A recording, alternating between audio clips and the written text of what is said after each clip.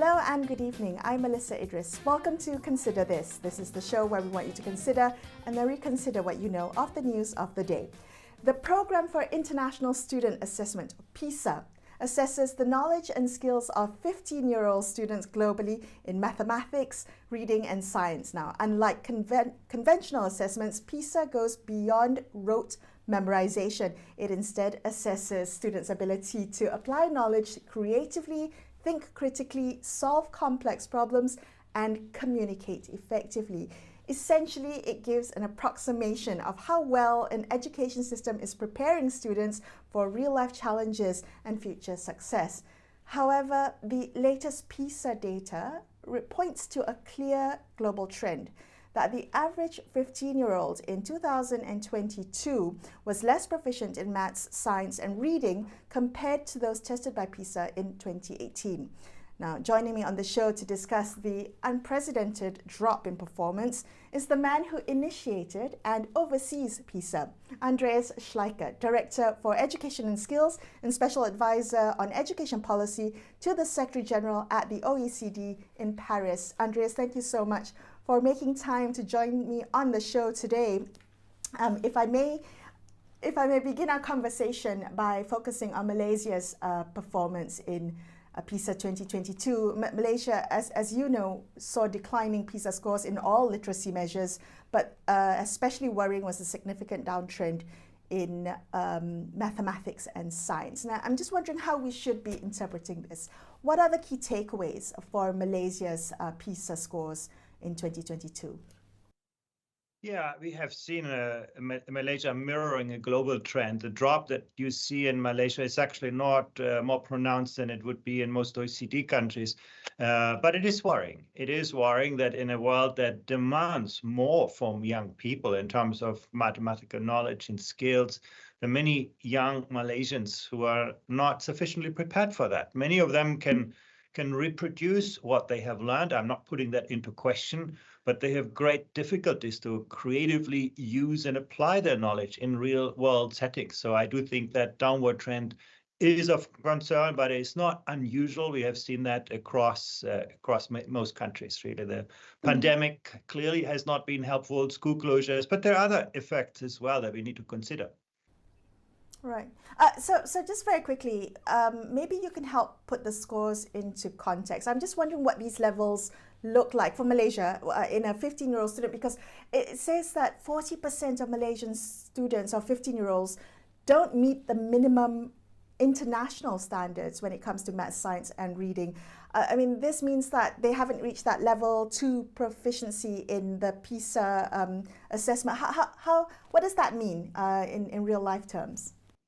Yeah, level 2 is basically this threshold where you move beyond just remembering, simple formulas, being able to count, to be able to think like a mathematician, to have, a fundamental understanding of important concepts. If you want to follow the debate on climate change, you need to know what the idea of an exponential function is. If you want to live with uncertainty, you need to be able to think in terms of probabilities. And what you can see is that this is a formidable challenge for many young people in Malaysia. They can count, they can use basic mathematical procedures, but they cannot apply and use them in a real world context. Right. Well, you mentioned a bit earlier, Andreas, that the world is demanding more from young people in terms of math literacy. I'm just wondering, how has literacy changed? What is literacy for the 21st century? Well, everything is mathematics today. If you want to understand the evolution of a pandemic, you need to understand, a mathematical function. You need to understand, statistical likelihoods and everything around us really expresses itself in mathematical concepts. Mathematics is the language through which we can reconcile the present and the future. We can make decisions, we can make rational decisions. If you take a loan, many young people now have access to money on their smartphones. If you do not know what an interest rate is, good luck. So I do think there are some really, really important. That wasn't the case in the past. In the past, society shielded you quite well from those kinds of phenomena, but today mathematics really is everywhere. The world really requires that from us. Right. And are education systems adapting to the change in what is mathematics literacy in today's world? Well, what I would say about Malaysia is that there's still too much emphasis to help students learn answers rather than pose the right questions. And in a world of ChatGPT, that's not so helpful. The modern world really is not just about reproducing what we know, but, putting that into question, contrasting, critiquing. You need to be able to navigate ambiguity, distinguish fact from opinion. And those are still big challenges for many young people in Malaysia. The school system is still very much about knowledge dissemination. Students are taught how to, learn something, to memorize it. I'm a scientist by background, and sometimes when you go to classrooms, you see how we teach, science like religion. We make people believe in some scientific theory, then we give them lots of exercises to practice this, and at the end, we test whether they remember our answers. But that is not about science. Science really is about questioning the established wisdom of our times, building hypotheses, designing an experiment. And those are skills that are difficult for many young Malaysians. Right. The decline in PISA scores or performance across was across all countries, but I believe, Andres, you've pointed out before that it wasn't just because of the pandemic. It may have been exacerbated by the pandemic, but the downward trend was happening even before the pandemic. And I'm curious to know why. What factors do you think contributed to poorer PISA performance even before the onset of COVID? Yeah, there's several factors at play. One of the things that we have observed across many countries is a decline in teacher support. Teachers are still working hard to, instruct learners, but when it comes to, do I understand who the student in front of me really is, who they want to become, how I can accompany them in their journey? We see actually teachers nowadays often spend less time on, working with individual students, not in all countries, but in many. We have seen often a decline in parental engagement. That's actually not true for Malaysia, but for many countries, we can see that parents treat schools more as like clients rather than co-creators of and being part of the education system. And that clearly has equated an additional distance. And then, the most obvious is digitalization.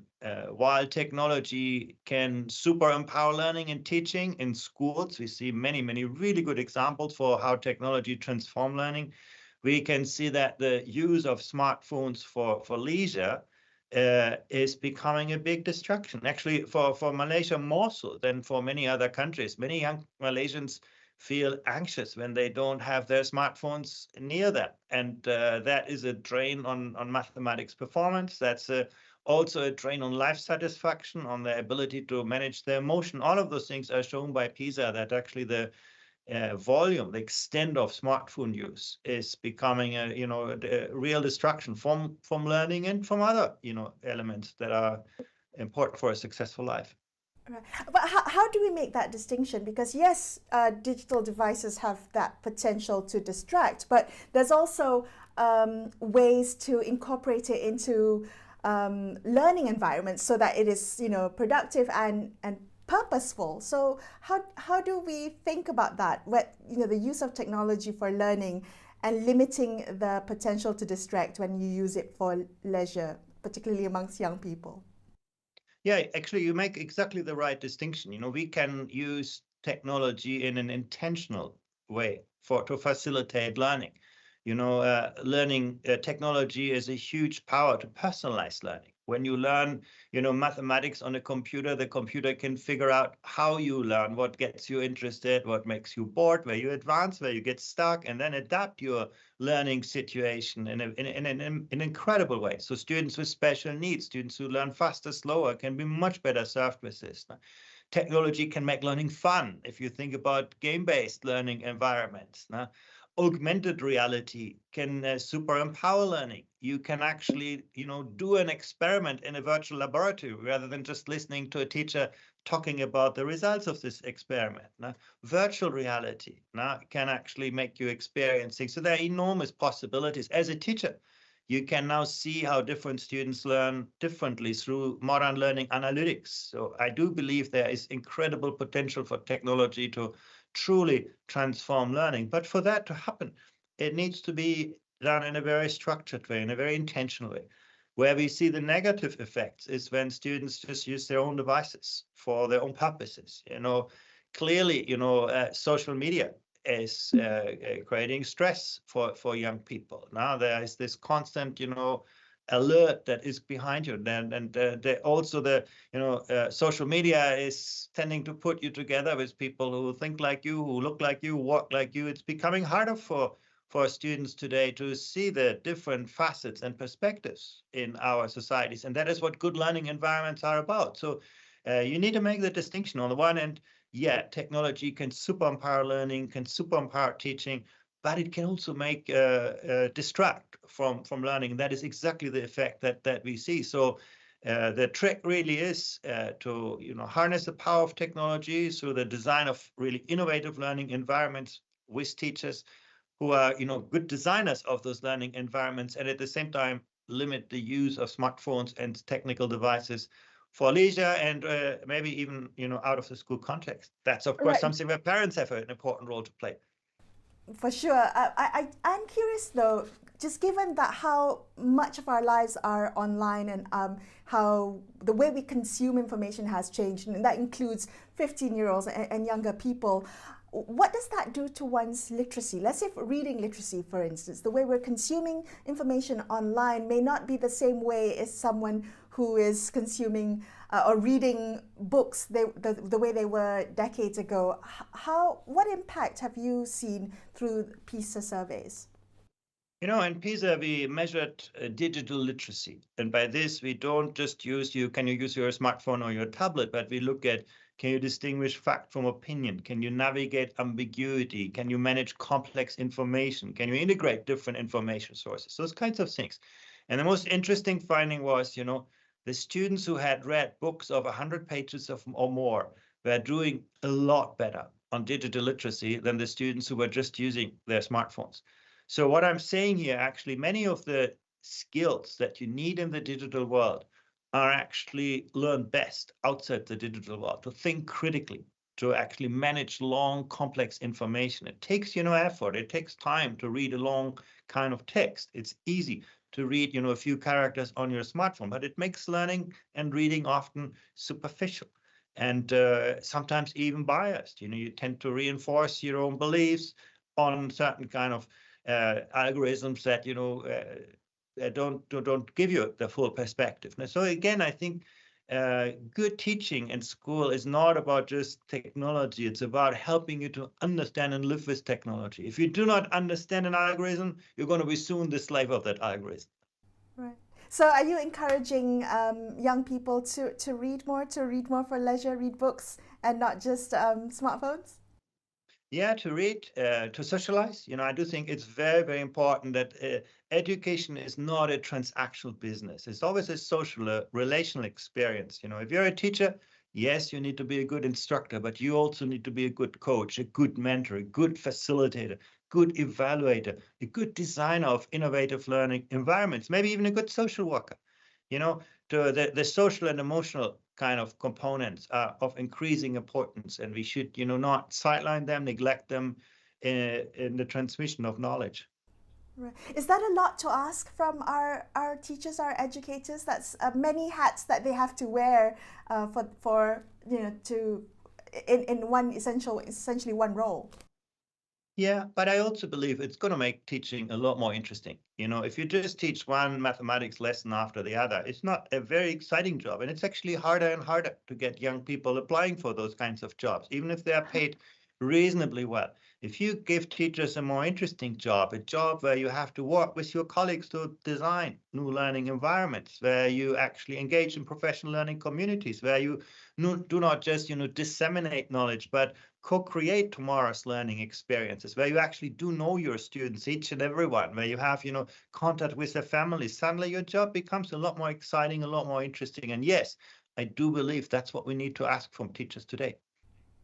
Right. So the other thing that I found particularly interesting about this round of PISA, the PISA survey, was that it also captured a wide range of emotional and social well-being outcomes for students, and that includes emotional resilience, agency and engagement, social relationships, openness to diversity. I thought was a particularly interesting one. Talk to me about why it was important to include this data collection, not just focusing on academic performance, but also that we include these social emotional outcomes as well. In the modern world, that's what life asks you. Can you live with yourself? Can you live with people who are different from you? Can you live with this planet? I think those are the big questions of our times. If you apply tomorrow for a job, people want that you can work independently, that you can set your own learning goals, that you continue to invest in yourself and your abilities, that you can work with your colleagues, that you can design innovative solutions. And so in a way, I think we should no longer see academic performance and social emotional skills as opposing ends on a spectrum where we have to make trade-off. We should see them as two sides of the same coin. They're both needed in an equal share to be successful in life today. I mean, today's workplaces demand much more from people in terms of, independent thinking and collaborative working. What did you find, Andreas, in this PISA report in terms of social and emotional student outcomes? Where are they? Where are the weaknesses? Where do they need more support? Yeah, this is very interesting. You do have education systems. Hong Kong is an interesting example where students do extremely well academically, but psychological well-being, emotional resilience is actually less well developed. If you look to Brazil, it's the opposite. Brazilian students are not so great in math and science, but they're generally happy students and very resilient students. But there are education systems that are actually quite good at the whole spectrum. And that's really interesting that, you don't have to make a trade-off.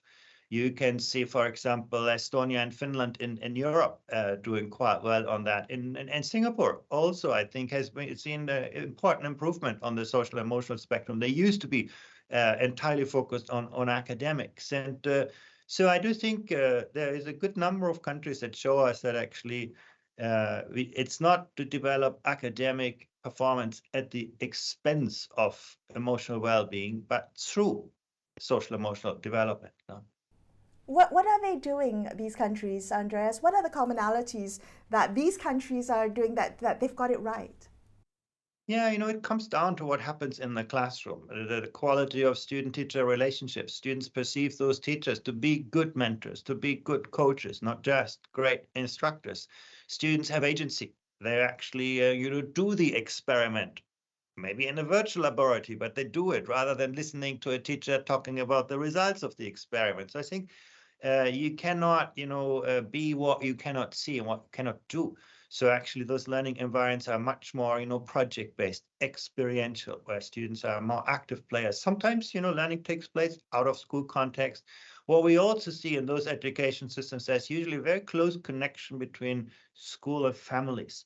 Schools make big efforts actually to include families in the equation. Again, if your children play at midnight with a smartphone, you have a hard time next day as a teacher. So you better, talk to parents about, how to help their children develop best. And you can see in those education systems, there is a lot of effort on this. Teachers play many roles, but it makes their job interesting and very, very productive now. What we have seen in countries that do not do so well is often, a kind of commodification of education. Students are seen as passive consumers of prefabricated content. Teachers are seen as some kind of service providers and parents as clients. There's a lot of distance between the people, and that creates loneliness among students, a lack of sense of belonging, and often poor levels of resilience. Is it just about how much resources an education system has? Is it about how much money is being poured into education, into teachers, into support of students? Does that translate into not just academic excellence, but also social and emotional well-being for students? That's a really good question. What we do see is for countries that invest very little, money can make a big difference. That's absolutely clear. I don't want to deny this. But Malaysia is already at a point where you can say, well, actually, spending on education is not so bad. And but the system could deliver more for what it currently invests. Often it comes more to how do we invest those resources? What we see, for example, in the case of Malaysia, learning hours are quite high. Students learn for many hours, but productivity is quite low. So learning gains for every hour is low. So in the case of Malaysia, it's not about spending another hour on mathematics. Again, it's really about how we use resources. Are we able to attract the most talented teachers to the most challenging classrooms? What you can see in the case of Malaysia is that variability in school performance is quite high. That some schools do really well, other schools are not so great. And again, a good education system actually is very good in attracting the most talented teachers to the most challenging classrooms, making it attractive for teachers to work where things are really, really important and difficult. Right. So in terms of how we could use that money better, because you're absolutely right, Andreas. Malaysia has a huge education budget. I think the education system gets the lion's share of the federal budget, almost a fifth, if I'm not mistaken, if you include tertiary education as well. Where should that money go if we want to see better outcomes? And how can we use that money better?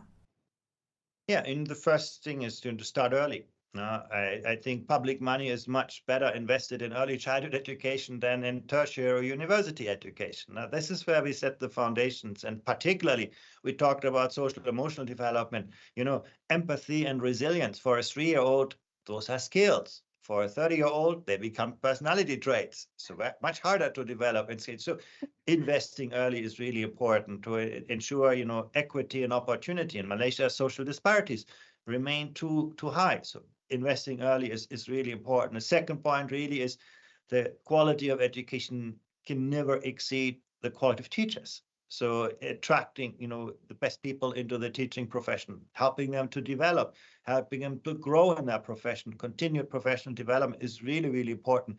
Helping teachers to become designers of innovative learning environments, to work with each other, to frame good practice. I think those are the things that really command resources. The leadership in schools, the leadership in the education systems. I think all of those things are very important predictors. Right. The concern is that we're on a downward trajectory and that we might not be able to stem this decline or even reverse it. What are the dangers, Andreas, if we don't succeed in reversing this? What impact do you see to a future society, a future workforce, a future generation if we continue to have declining literacy levels across the board? Well, it's very simple. Your schools today is going to be your economy tomorrow. I think that link is actually very, very strong. And it is actually not just the economy. For economic outcomes, you can always compensate with money. If people, social spending can, make up for some of that. But today, the bigger issue is really about social participation, cultural participation, political participation. Think of the polarization that we see in this world, the economic polarization, the social polarization, the cultural polarization, the political polarization. They're all outcomes of an unequal distribution of skills. Now, in a way, we can deal with the consequences of inequality in skills through, redistribution and all of those things. But it's really up to us to deal with the sources of those inequalities and polarization. And the only way to do that is to equip more people with better skills. I'm just wondering, based on your many years of experience working with educationists and education policymakers, does it sometimes feel like it's too mammoth of a task to change an entrenched education system. Sometimes we hear that in Malaysia that the rot has set in. It's too big to change. There's too much to tackle. How would you address that, and how might PISA be using PISA assessments and scores as a force for evidence-based evidence for educational reform? Well, I'm actually quite optimistic. We have seen, some very large education systems making incredible progress. If you look in your world region, you look to Vietnam, you look to China, you look to Singapore. I mean, you look to Korea. 2 generations ago, Korea had, a very poorly developed economy and a very poor developed school system, and they turned things around. And now it's one of the most advanced ones. Vietnam on a similar trajectory. I would even say countries like Cambodia that at the very lower end are on a very healthy path in developing a world-class education system. I think we see some really good examples. And so I think it's doable, but we should not, ignore the difficulties. And, to be honest, sometimes we as parents are part of the problem, not part of the solution. We get very anxious when our children no longer learn what was important to us, or when they start to learn things we no longer understand. So the education clientele, parents, are quite resistant to the kind of transformation that we need to see. Now, the world is different today, commanding different skills. As a teacher, often it's easier to teach how you were taught yourself than how you were taught to teach, how modern pedagogy actually leads you to teach. And, let's be frank, as a minister of education, you can lose an election over education. When something small goes wrong, people are, find you out. But you're not going to win an election over education because it does take time to translate good ideas into better outcomes. So it's difficult, but it's certainly possible. If you look at the countries that have changed the needle, it's not rocket science. And Malaysia does have the resources to do that. I think that's what makes me optimistic. If you are in a really poor country, it's very, very hard to turn things around, or in a very volatile kind of social political environment. That makes it really difficult. But Malaysia has actually most of the ingredients. It has, a qualified workforce. It has, a committed teaching force. It has actually financial resources in the system. So I do think actually it is not rocket science, but it's not easy. Thank you so much for speaking with me. That was Andreas Schleicher wrapping up this episode of Consider This. I'm Melisa Idris signing off for the evening. Thank you so much for watching, and good night.